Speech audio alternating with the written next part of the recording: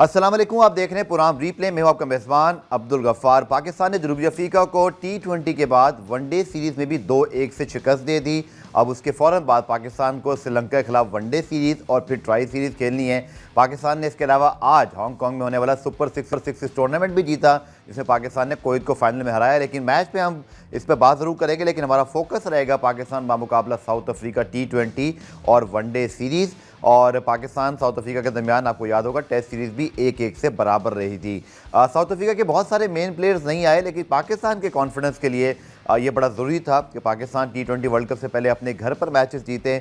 और south Africa का challenge सबसे ज़्यादा यहाँ पर जो है वो एक टफ़ था, लेकिन पाकिस्तान ने इसको जो है एक कह सकते हैं कामयाबी से अबूर किया। अब पाकिस्तान को श्रीलंका के खिलाफ वनडे सीरीज़ और ट्राई सीरीज़ खेलनी है। पाकिस्तान ने एक तब्दीली भी कर दी है और हसन नवाज़ को T20 वनडे स्क्वाड से रिलीज़ किया गया है, जबकि T20 स्क्वाड में अब शामिल कर लिया गया है फ़खर जमान को, जिनके बाहर होने पर सब हैरान थे क्योंकि उनको T20 स्क्वाड में पहले शामिल नहीं किया गया था। प्रोग्राम में सवाल तफसीली बात करेंगे। पाकिस्तान के फॉर्मर टेस्ट क्रिकेटर, रुकन सिलेक्शन कमेटी तौसीफ अहमद साहब ने हमें ज्वाइन किया है। इसके साथ साथ कुछ देर में हमें शाहिद हाशमी साहब भी ज्वाइन करेंगे, लेकिन पहले आपको पैकेज दिखाते हैं। पाकिस्तान ने जनूबी अफ्रीका को कल आउट क्लास किया, बहुत ही शानदार बॉलिंग परफॉर्मेंस थी अबरार और बाकी स्पिनर्स की, और फिर साइम अयूब की धुआंधार 50 ने इस मैच को पाकिस्तान के लिए एक तरफा बना दिया। पाकिस्तान ने 7 विकेटों से कामयाबी हासिल करके सीरीज 2-1 से जीती। अबरार अहमद की शानदार बॉलिंग, लेकिन दूसरे मैच में इनको नहीं खिलाया गया था, जिस पर काफ़ी तनकीद भी हुई थी, लेकिन उन्होंने बहुत ही शानदार वापसी की।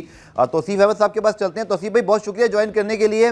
बहुत अरसे बाद पाकिस्तान को किसी बड़ी टीम के खिलाफ 2 बैक टू बैक कामयाबियाँ मिली हैं और ये भी बड़ी याद रखने की बात है कि साउथ अफ्रीका को हमने पहली बार पाकिस्तान में हराया है, लेकिन ओवरऑल ये हमारी तीसरी मुसलसल कामयाबी है उनके खिलाफ वनडे सीरीज़ में। तो चलिए, साउथ अफ्रीका के बहुत पुराना हिसाब हमारे खिलाफ कुछ बनते थे, हमने आहिस्ता से चुकाने शुरू किए हैं। तो असीफ भाई, बहुत सारे साउथ अफ्रीका के मेन प्लेयर्स नहीं आए, लेकिन ये उनका मसला था, उन्होंने अपने कॉम्बिनेशन ट्राई करने थे और उनके पास इतने अच्छे बैकअप्स होते हैं। पाकिस्तान के लिए एक बड़ा मोराल बूस्टिंग रहेगा कि आप अपने घर में जीते हैं, खासतौर पर जो आप बांग्लादेश में हार कर आए, वेस्ट इंडीज़ में वनडे सीरीज़ हारे थे, तो इस जीत से कितना फ़र्क पड़ेगा?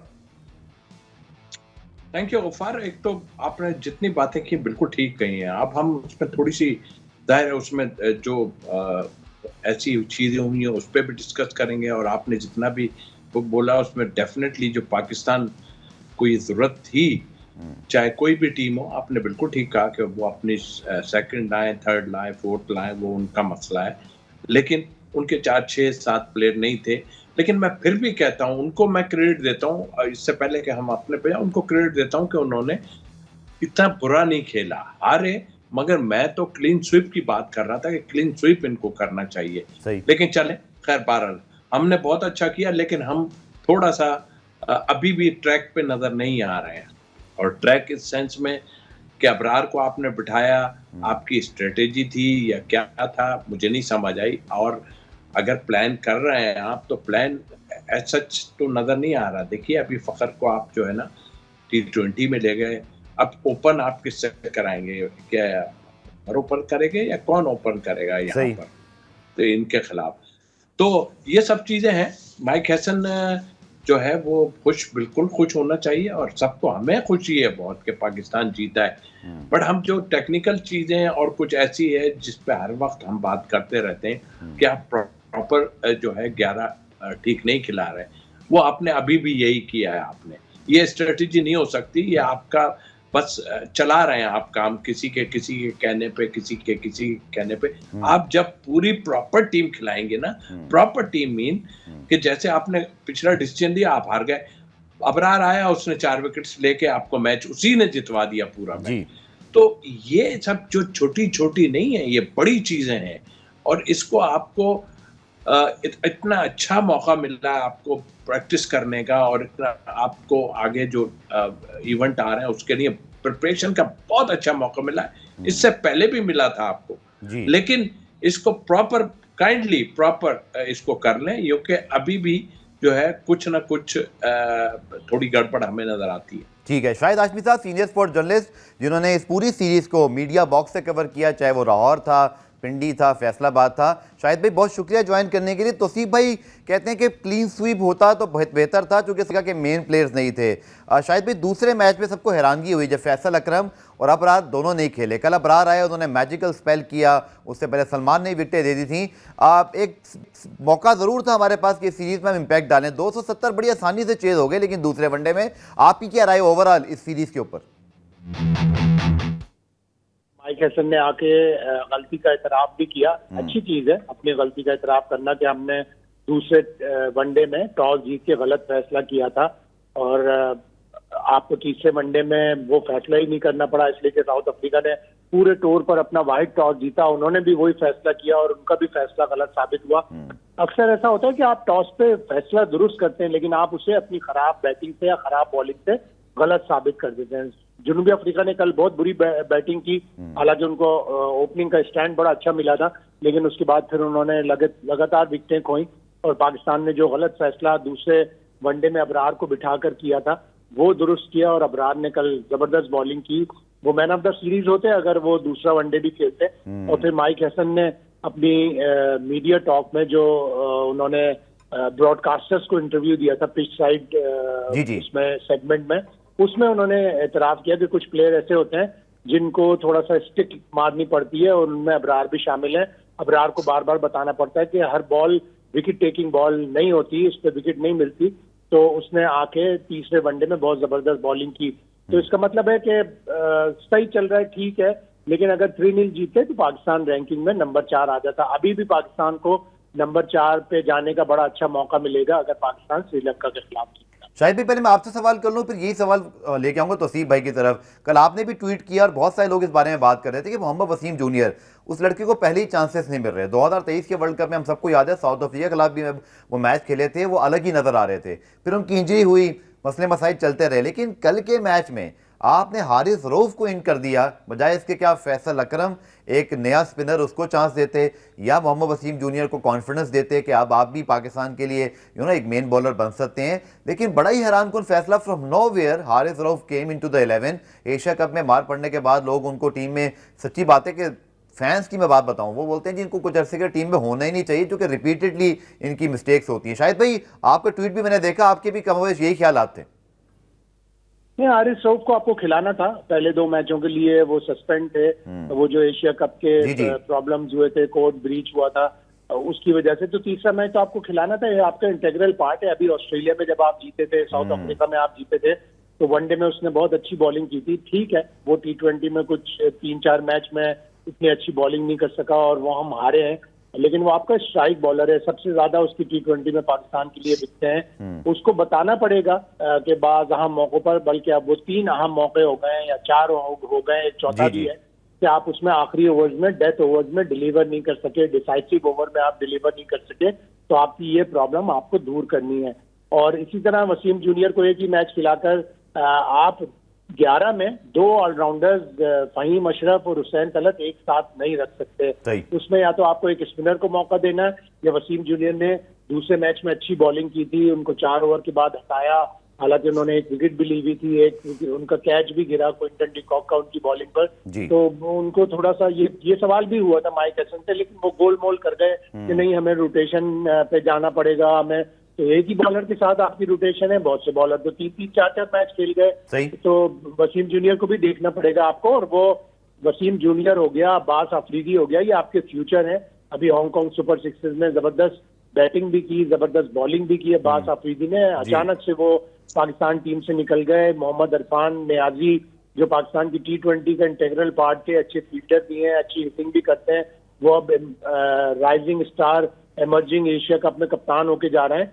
तो इस तरह के प्लेयर्स के साथ थोड़ा सा आगे पीछे हो जाता है और बहुत से सिलेक्शन ऐसे हो जाते हैं कि 2-3 प्लेयर 3-4 टूर्नामेंट में एक साथ सेलेक्ट हो जाते हैं। अब आपने सुपर सिक्सेस में आपने माज सदाकत को भेजा और एक दूसरा प्लेयर माज सदाकत के साथ शाहिद अजीज है फास्ट बॉलर, ये दोनों राइजिंग इमर्जिंग एशिया कप में भी हैं। तो इन दोनों की जगह आपने अगर उन्हें सुपर 6 में भेज दिया था तो आपके पास मेहरान मुमताज भी है और भी कई फास्ट बॉलर हैं जो अच्छी परफॉर्मेंस दे रहे हैं, उनको राइजिंग स्टार एशिया कप में सेलेक्ट करना चाहिए। वसीम भाई, जो वसीम जूनियर का पॉइंट शाहिद भाई ने उठाया, क्योंकि उस लड़के ने परफॉर्म भी किया पिछले मैच में, जैसे शाहिद भाई ने कहा कि 4 ओवर के बाद ही उनको हटा दिया गया। अब मुस्तकिल उनके साथ ये ज्यादती हो रही है, क्योंकि जब वो बॉलिंग करने आते हैं, मैं उनकी एक रील देख रहा था, उनकी जितनी विकेट्स हैं एकदम से ना स्किट करती है उनकी बॉल, विकेट को हिट करते हैं, या तो बोल्ड मार देते हैं या उनकी गेंद जो है वो LBW का सबब बनती है। और पाकिस्तान के मिडल ओवर्स में मसला है वनडे बॉलिंग के अंदर कि हमें विकेटें नहीं मिलती। क्यों नहीं उनको मुसलसल मौके दिए जा रहे हैं, और जब दिए भी जाते हैं तो फिर उनको बिठा दिया जाता है? ऐसा क्या डिलिबरेटली है? वर्कलोड मैनेजमेंट तो समझ नहीं आता है, एक मैच खेला इतने अरसे बाद तो दूसरे मैच में रेस्ट क्या ही बनता है? इससे पहले इसका जवाब दे दूंगा, वो तो गलतियां कर ही रहे हैं ना कि वसीम को खिलाया नहीं, अबरार को खिलाया नहीं। मैंने प्रेस कॉन्फ्रेंस नहीं सुनी, लेकिन शाहिद भाई का कहना यह है कि उन्होंने कहा कि जी स्ट्रिक उठाना जरूरी है। तो मेरा ख्याल है इनके ऊपर जो है ना, उनको भी स्ट्रिक उठाने की जरूरत है इनके लिए, इसलिए कि ये वो काम कर रहे हैं जो इनको भी स्ट्रिक की जरूरत है। गलत डिसीजन ले रहे हैं तो ये तो कोई बात नहीं हुई ना। आप एक प्लेयर को इतने कब से खेल रहा है वो, मगर आप बिठा के रखते हैं उसको, और फिर लेके जब देखते हैं कि टीम का बुरा हाल हो गया तो आप सिखाने की हद तक, यार इस तरह थोड़ी होता है। आपके एक मैच में उसको अगर सही बॉलिंग दी, आपने उसको बिठा दिया तो फिर दूसरे स्पिनर को खिला देते। नहीं, आप गलत कर रहे हो। आप जो स्ट्रिक और इसकी बातें कर रहे हो, आपको भी एक दो मेरा ख्याल लग जानी चाहिए, इसलिए कि आप जब से आए आप कोई अच्छे डिसीजन थोड़ी ले रहे हो। कहाँ से डिसीजन ले रहे हो? 4 फास्ट बॉलर यहाँ पे खिला रहे हो, आप ऑलराउंडर खिला रहे हो। आपको इतनी समझ नहीं आती? कौन सी कंट्री से आप आन के और कौन सी कोचिंग आपने की है कि आप इस तरह की बातें कर रहे हैं? जीत गए तो आप ऐसे ठकाठक नीचे उतर के आ रहे हो, ये कर रहे हो, वरना आपकी हवाइयां उड़ रही होती है। हम तो पहचान जाते हैं लोगों की हालत के क्या हुई हुई है। तो आई थिंक मेरा ख्याल है हसन साहब को ये ना करें बच्चों के साथ। इनके ये बच्चे हैं ये, और फिर यह है कि आप काम लेना क्या मतलब है? एक मैच अगर उसने मार खाई, उसके बाद 3 विकेट लेके अंदर भी तो ले आया था वो सारा, और उसके बाद आपने उसको बिठाया नहीं। आपने इस वजह से नहीं बिठाया, आपने किसी और से वजह से बिठाया। मोहम्मद वसीम को क्यों बिठाया? अब इसका भी जवाब दे दें कि वसीम जूनियर को क्यों बिठा दिया? शाहिद भाई कह रहे हैं ना गोल मोल करके, जहां उन्होंने कुछ कहना था नहीं, वो गफार भाई, आई एम सॉरी, ये टोटली जो है अजीब बातें करते हैं। आपको 11 की टीम खिलानी नहीं आती, गलती होती है, टीम हार जाए। आप 11 की टीम कब से सही नहीं खिला रहे हैं यार? आपको कौन पूछने वाला नहीं है? इसलिए पूछने वाला नहीं है कि आप डॉलर्स में इतना माल लिए हुए हो। आप कहेंगे यार ये मुझे हटाएंगे भी तो मैं जो है निकल जाऊंगा पैसे लेके खामोशी से। निकलना तो आपने है, अभी नहीं, बाद में निकल जाएंगे। लेकिन आपकी coaching up to the mark है ही नहीं। जो भी आपको लाया है उसने बहुत बड़ा ब्लंडर किया है, चाहे पाकिस्तान जीते या हारे या कुछ। अब आपको ख्याल आ रहा है कि 2020 में फखर को रखना चाहिए। अब ख्याल आ रहा है आपको नवाज को जो है वो अभी हटा देना चाहिए यहाँ से। आप कहें यार ये गलत है। और जो भी लोग अगर इसकी फेवर की बात कर रहे हैं कि इसने प्रेस में आन के आप मान लेते हैं हाँ जी हमसे गलती हो गई, हमसे गलती। कितनी गलतियां आपकी माफ करें भाई? कोई एक गलती हो तो आपकी माफ करें ना।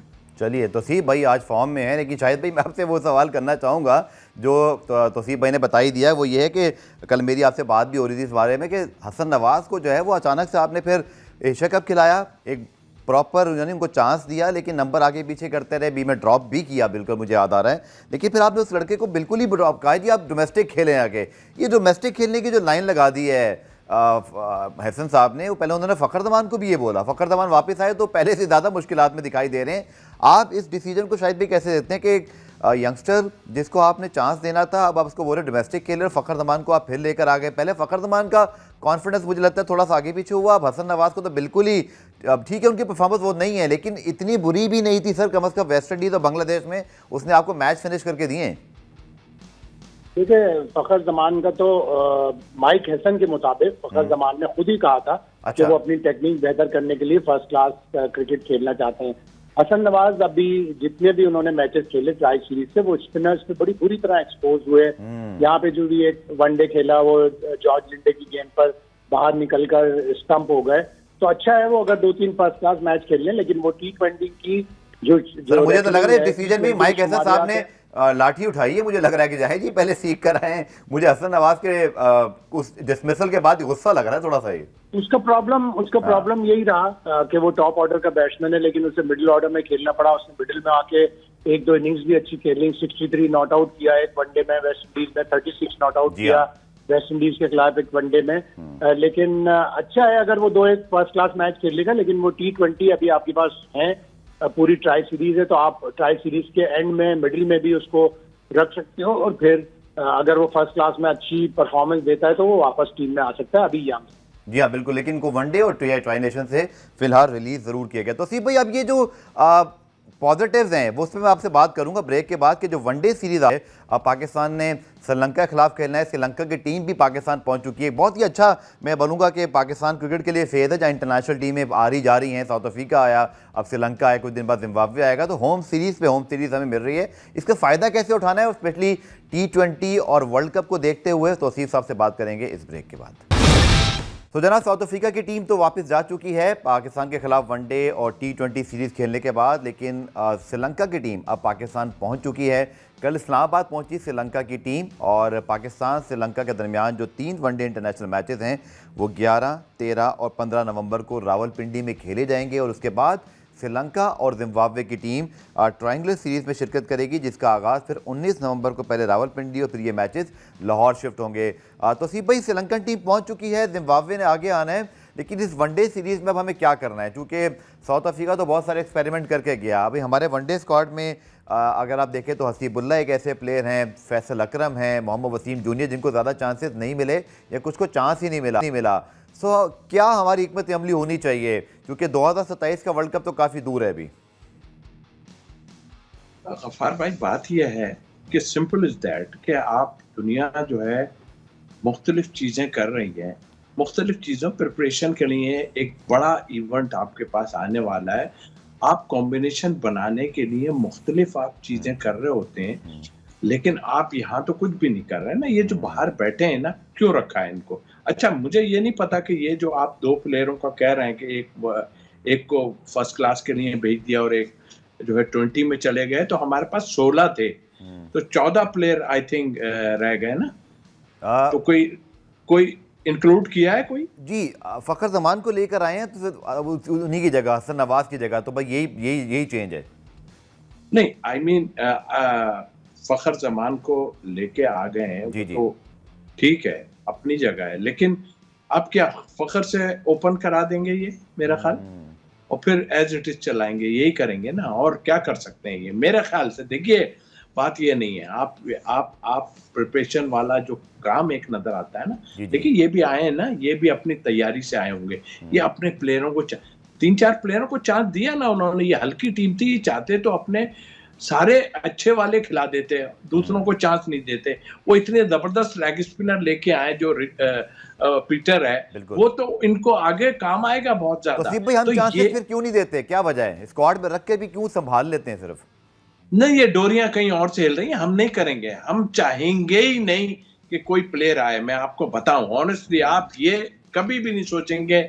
आपने अबरार को बिठा के आपने जो एक्सक्यूज दिया गलत है। आप शादाब के लिए राज खोल रहे हो, और भी कई चीजें आप कर रहे हो, तो आप कर ही नहीं रहे प्रिपरेशन। ये कुछ नहीं है, ये बाहर से आके मैं जो है ये सब मिलके डोरी हिला रहे हैं, और ये वो नाचता फिर रहा है। मैं तो आपको ऑनेस्टली, मेरे अल्फाज गलत हैं, आई एम सॉरी टू, ये नाचता फिर रहा है। ये इसको मतलब इस फैसलाबाद की पिच पे 4 पेचर खिला रहे हैं, मतलब सेंस तो इस्तेमाल करें। या तो हम लोग बेवकूफ हैं जो इतनी क्रिकेट खेलें, और लोग जो कह रहे हैं वो बेवकूफ हैं कि भाई स्पिनर डालो हैं। और देखिए ऑनेस्टली अगर पूछते हैं ना, तो वो साउथ अफ्रीका जैसी भी टीम लाई, उनका ये दौरा कामयाब रहा है उस लिहाज से। अगर देखें कि उन्होंने, और देखें बाहर का आदमी वो रिटायर होके आन के आपको मैन ऑफ द सीरीज लेके चला गया, नजर आती है ना एक चीज सामने। बिल्कुल। तो आप प्रिपरेशन की जहां तक कह रहे हैं, भैया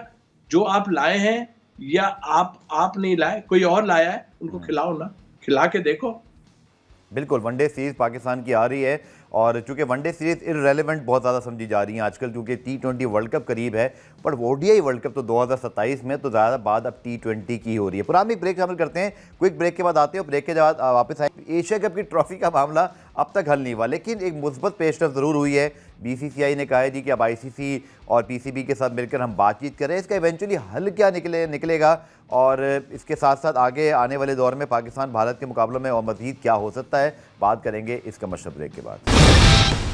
तो जनाब, सारे मसले एक तरफ, लेकिन एशिया कप की ट्रॉफी का मसला एक तरफ है। अब तक ये ट्रॉफी भारत को नहीं मिल सकी। आईसीसी की मीटिंग हुई, एशिया क्रिकेट काउंसिल की मीटिंग हुई, लेकिन उसके बाद बीसीसीआई के सेक्रेटरी देवजीत सैकिया ने जो बात की, उनके मुताबिक आईसीसी भी अब इसमें इन्वॉल्व है और कोई ना कोई मसले का हल निकल आएगा। But during the course of the formal meetings, it was not in the agenda. But however, ICC has facilitated a meeting between the PCB chief and myself separately in presence of one of the senior ICC official, office bearer, and it was really good to start the process of negotiation. Both the sides have cordially participated in the meeting which had taken on the sidelines of the board meeting, and I'm sure both the sides will definitely work out something to solve the issue at the earliest possible.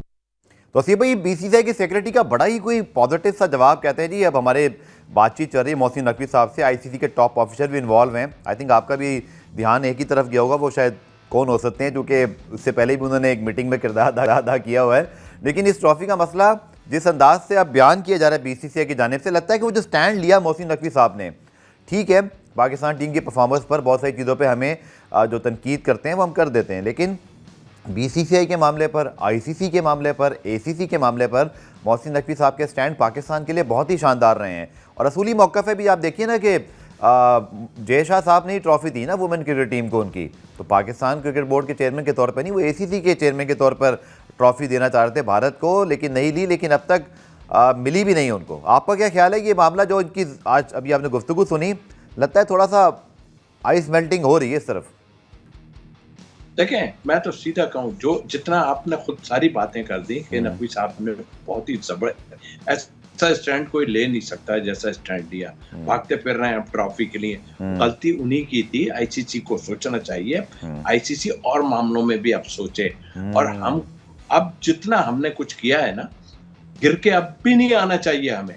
हम अपने dominate करें और फिर इनसे कहें कि भाई ऐसे है। हम तो हमेशा आगे बढ़ के इनसे खेलने, और ये इनके कल के लड़के उठ के वहां पर जो हरकतें कर रहे हैं, हमारा चीफ खड़ा हुआ है वहां पे और तुम लोग वहां लेटे हुए हो, कभी कुछ कर रहे हो, कभी कुछ। इनको पनिश नहीं, हमारा जहाज उड़ाने पे उसको पनिश कर दिया आपने, कि पनिश किया है जी उसको मैचों के लिए, और आपके लोगों ने जो हरकतें की हैं वो कौन जिम्मेदार है? तो मेरा ख्याल है अब तक इस मसले पे नकवी साहब ने बहुत ही उम्दा शॉट खेले और अब भी खेलेंगे, क्योंकि उनको तजर्बा है कि किस तरह खेलना है। तो सीबी, इसमें ये बात भी बड़ी काबिल जिक्र है कि आईसीसी को एक बड़ी कॉल लेनी है, क्योंकि वर्ल्ड कप तो ये डिसाइड हो चुका है कि पाकिस्तान तो अपने सारे मैचेस वुमेन टीम की तरह कोलंबो में ही खेलेंगे। भारत की टीम बतौर होस्ट अगर पाकिस्तान से खेलना होगा, जो कि I am sure broadcaster sponsor चाहते हैं, तो कई आईसीसी की मेडिटेशन और ये सारा कुछ जो हो रहा है इस वजह से तो नहीं है कि आगे पाकिस्तान से काम पड़ने वाला है कि पाकिस्तान को राज़ी करना है कि आपने जी मैच ज़रूर खेलना है। भारत तो खेलता ही है, क्योंकि उनके स्पॉन्सर, उनका ब्रॉडकास्टर ये चाहते ही, और यहाँ इनकी कोई प्रॉब्लम नहीं है। ये सारी प्रॉब्लम सिर्फ उसके अलावा है जो उनकी अपोजिशन ने भी बोला, आप खेलने तो चले जाते हैं, आप खेलते भी हैं, बट सिर्फ ड्रामा होता है हैंडशेक के ऊपर। नहीं, ये अभी भी जो खेले हैं ना, ये ब्रॉडकास्टर ने इनको नकेल दी है। उन्होंने कहा भाई यहाँ तो लुट जाएंगे, बिल्कुल बेड़ा गर्क हो जाएगा। सही। और पाकिस्तान के बगैर आप चल नहीं सकते हैं, सीधी बात है। तो अभी भी ये जो तरले हो रहे हैं ना, वो इसीलिए हो रहे हैं क्योंकि पाकिस्तान इतना वो आया है और उन्होंने वो चीजें की हैं जो मेरा ख्याल है दुनिया ने इनके ऊपर, हम क्या गोरे हैं, गोरों ने जो बातें की हैं वो आप खुद देख लें। तो आई थिंक मेरा ख्याल है कि हम फिर स्ट्रॉन्ग आएंगे और अपनी बात मनवा के सारे काम करेंगे। चलें, बहुत शुक्रिया। तौसीफ अहमद साहब हमारे साथ मौजूद थे। पाकिस्तान, श्रीलंका, साउथ अफ्रीका से हमने वर्ल्ड एशिया कप के हवाले से बात की। अगले प्रोग्राम में आपसे मुलाकात होगी, तब तक के लिए अल्लाह हाफिज़।